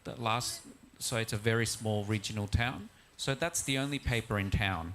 And then there's Narracourt News as well, which is part of our group. So again, they represent around 15,000, I believe. Now, Narracourt News was actually started after ACM, Australian Community Newspaper, closed down their newsroom in that town. So the owner of Narracourt News realised that there was no local publisher to provide local news anymore to all the people who live in that area. So he started the publication Narracourt News, and then to serve the community. And then we've got also Australian rural and regional newspapers. So again, all of these small regional towns, often they don't have big newspaper presence in their towns. And sometimes when they do get news, the news is very metropolitan orientated. And a lot of people want local news, right? So this sort of funding for the independent / community / small publishers actually not just benefits the publishers, but benefits the small communities that represent. Yeah. Thank you, Nelson. So we must encourage our local newspapers need to be endorsed and growing. As what Pak Dahlan also said, Tribun also coming from very small and combined to be together as a network. So allow me from the left side, if just one more time to check in the Zoom room, do we have questions? Pak Sam Oliver, do we have? No? Okay. So from the Zoom room, nobody raised questions for the speakers and the panelists, and Professor Roth still with us. But actually, the session allow us to end by 12 noon, but because there is no more questions for now, and perhaps you prefer to have one-on-one dialogue with the speakers here, sometimes shy maybe, yeah? Nelson is very kind to be open with us. We may continue one-on-one dialogue after the session finish. So allow me to invite for closing statements, Professor Sims, will you start your closing statements before we end the seminar this afternoon? And we'll follow with the other panelists. Time is yours, please. Thank you very much. Well, I'm going to echo a bit of what Nelson has said and make the point that it would be wonderful if Indonesia were to have an effective legislation in place to allow payments to media organisations. The second point is that Nelson's organisation was an extraordinary coming together of a lot of newspapers that weren't otherwise affiliated, and that was terrific. But we also had collective bargaining by Country Press Australia. That was an existing newspaper group, so it already had people involved. It had its own few full-time employees, and so they could readily bargain on their behalf. But as Nelson just indicated, many of these in his group and also in Country Press Australia were extremely small. So when you have small media companies, it really is very important that they come together, whether they come together through existing organisations or whether there's government funding to help them to come together. In Nelson's case, it was the Minderoo Foundation, a philanthropic foundation, which was terrific for them to do that. But unless there's an existing media organisation to do the negotiations, then there needs to be some assistance to allow people to be employed to negotiate on their behalf. Finally, in relation to TikTok and Apple News, the ACCC did the work to present the need for the code from 2018 to early 2019. At that time, it was really Google and Facebook that were dominant. In Australia, at least, it's only later that TikTok has become relevant, and of course Apple News as well. So if we were doing the study now, I dare say TikTok and Apple News would be included. I think when the government gets around to reconsidering the code, as I say, it's a new government, has not even been in power for a year now, got many priorities. I suspect when the code is looked at, it will be extended to other companies beyond Google and Facebook. But the key issue, as Nelson has said, and I want to emphasise, is media coming together to call for the code, to call for negotiation, arbitration, to call for the fact that if you do a deal with one company, you do a deal with the lot. The Australian legislation is there to be copied. The Canadians are largely copying it. So the framework is in place. But all media need to come together to call for it. Now, I think from what was said earlier, that's happening. It'd be good to understand more about exactly what's happening, but it sounds like, given what was stated earlier, that you are on track to have legislation put in place. I really hope that's the case, because it will help journalism in Indonesia, help Indonesian democracy, and set a great benchmark for the world. Indonesia is a much larger country than Australia. If Indonesia can do it as well, I think Canada's going to do it. We really then have momentum for this to happen all around the world. So I wish everybody all the best in bringing about legislation to make sure that media is sustained in Indonesia. Thank you. Thank you, Professor. Big applause to you. very encouraging word and a kind word towards the Indonesian advocacy team to continue working on the advocacy to have the press regulation. I mean the bargaining code version of the Indonesian version to be happen soon. So very good time for you, Professor, and enjoy your holiday. Really thankful for your time with us. But I think we can let you go now for you to continue your holiday with your family. Thank you very much and have a good evening there in New Zealand. Bye-bye. Thank you very much. Yes. Thank you. All the best. Yes, thank you. Dr. Agus Sudibyo, allow me to use this opportunity that Professor Rod Sims just mentioned all the best with the work that you have done with your colleagues. But let's say that probably the lesson learned from the Australian, as mentioned by Nelson and Professor Sims, that perhaps it still become the best moment, the best time for Indonesian to encourage and pushing forward the advocacy, not only with the government side, the minister side, but to make sure how the community come together. So your closing statement on this probably. Thank you. I think it's depend Pak Nil, Mbak Santi, and Pak Dahlan. Let me speak in bahasa Indonesia because mayoritas ini audiennya berbahasa Indonesia, jadi saya ingin di akhir ini ngomong bahasa Indonesia. Jadi pada teman-teman pers, pengelola media semuanya, jadi tidak lama lagi insya Allah kalau Bang Nil mengizinkan, kita ini sudah punya regulasi yang mengatur negosiasi antara media massa Indonesia dengan platform global, Google, Facebook, dan lain-lain. Insya Allah ini tidak lama lagi. Ini saya dapat kabar dari ring 1,5 ini, dari istana.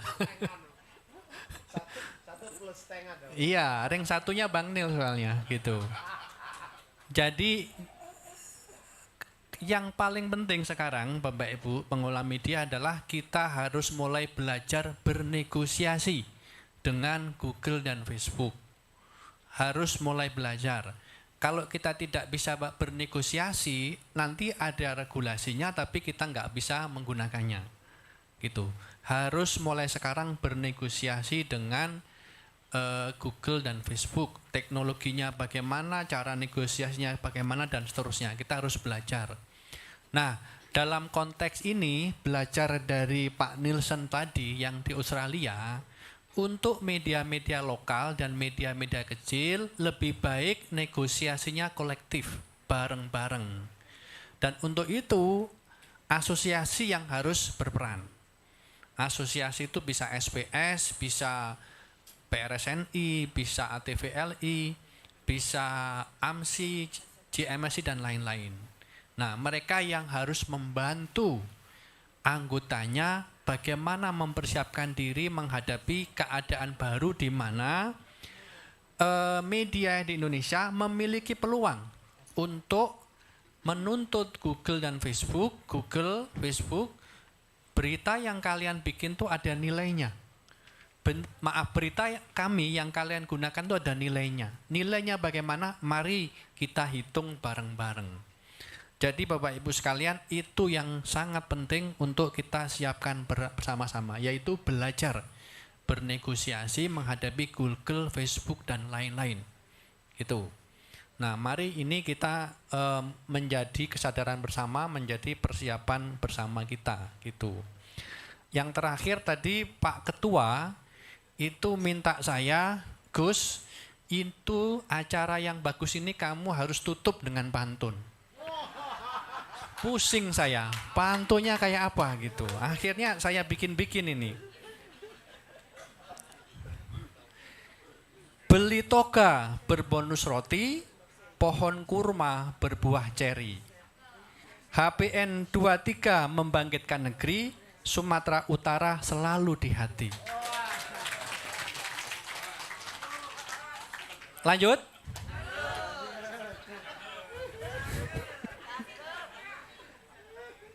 Di kota Medan kita beli tasbih. Cukup sekian, terima kasih.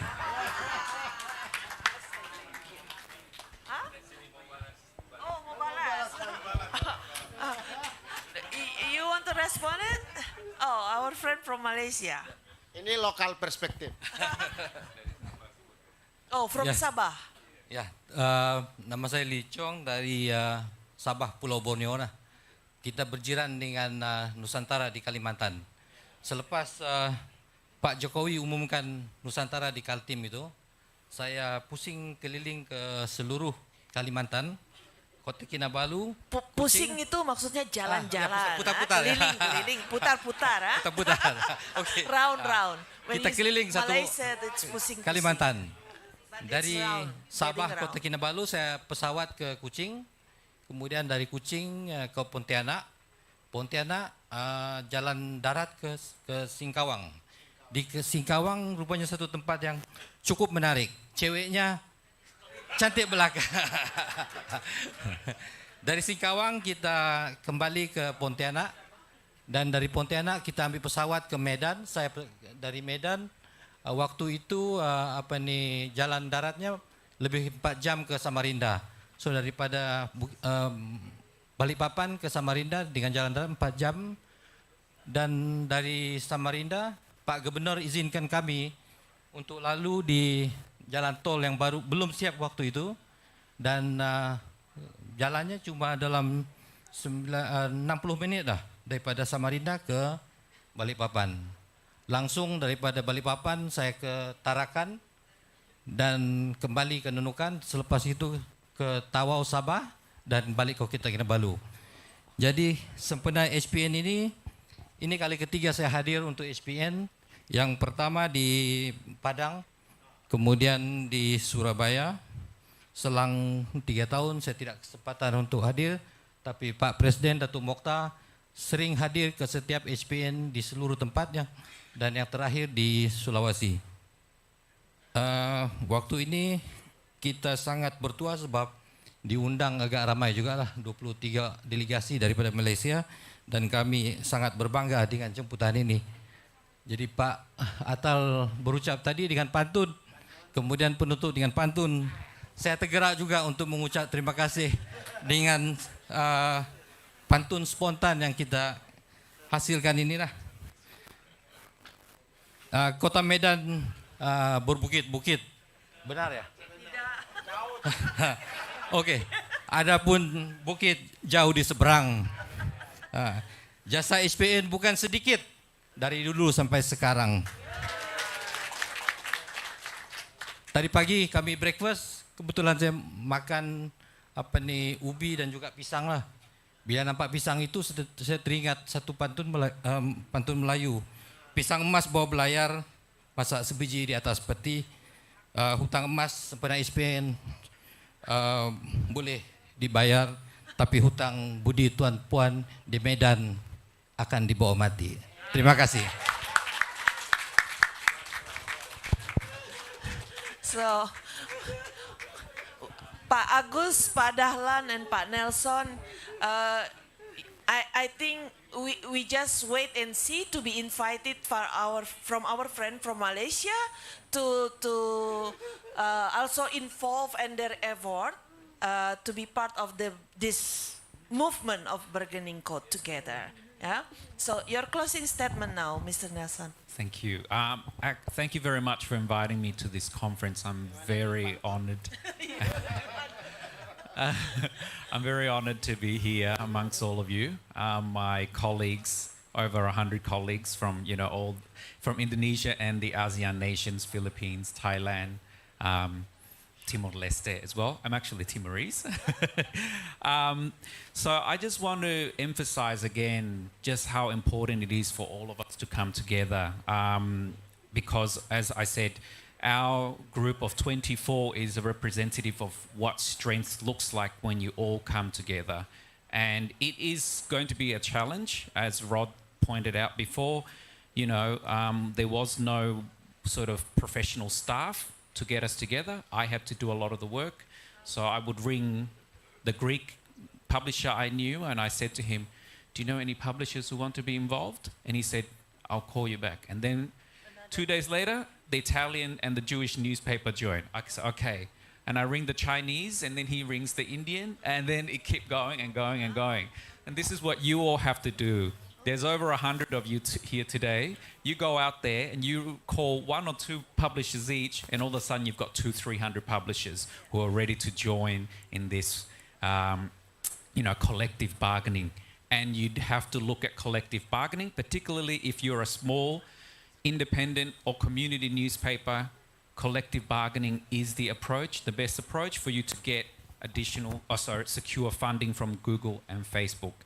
And we haven't been approached in Australia yet to, for the caucus. If you ever thought about it, if you ever create it, I'm sure the Australian associations like ours would participate in the caucus and share our experience negotiating with Google and Facebook, because the best thing I think for not just Australia, not just Indonesia, it would be great if Indonesia passes it, is to see our friends, neighbors and colleagues in Malaysia, in Philippines, in Thailand, Vietnam, all the Timor-Leste, all the countries in ASEAN pass similar legislation, because it's time that, media and public interest journalism is supported. Thank you. Thank you, Pak Nelson. Pak Dahlan, your... Karena saya mau bikin pantun, saya bahasa Indonesia saja. Oke, bahasa Indonesia. Sebab pantun hanya dimengerti orangnya yang mengerti lokal perspektif, Pak. So I think Nelson is hard to understand what is pantun. Yeah, of course. Because this is a local heritage, ya. So, saya tutup dengan pantun.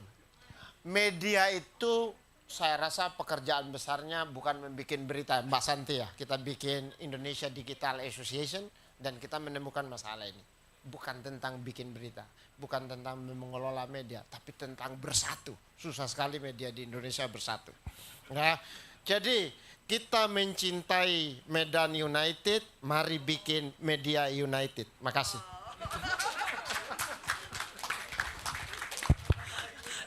Too quick, too short. I haven't get my drink yet. Oke, cakep pokoknya. Cakep ya. So, thank you Pak Dahlan Dahi, Pak Nelson Yap, Pak Agus Sudibyo, and also Pak Rod Sims right now in New Zealand, for all your times and valuable knowledge to be shared with us during the National Press Day celebration today. And of course, we also grateful for your presence here in the room together with us from the beginning up to the end right now. And just to make one short statement to close this, the topic of digital disruption and sustainable media ecosystem governance propose not only for the current situation, but it will be moving forward together, and there is a proposal from all the speakers and even from the floor, coming from all of you, that we must come together, and not only in Jakarta, but also across Aceh until Merauke, and we cross the border because we are global village anyway. Our friends from Thailand, our friends from Malaysia, our friends from Philippines and Timor-Leste and also Myanmar, they also having similar problem, and we map that problem. And the only thing that we can move forward with, the obstacle right now what we have is when we propose to have what Pak Dahlan said before, just now, a united between us. So allow me to close this with the testament. Thank you very much for all your attention, and my apology if there is a mistake in leading and chairing this seminar. I thank you. I give back to the MC. Do we have something proposed? No? Yes, please. Thank you, Mr. Chelsea.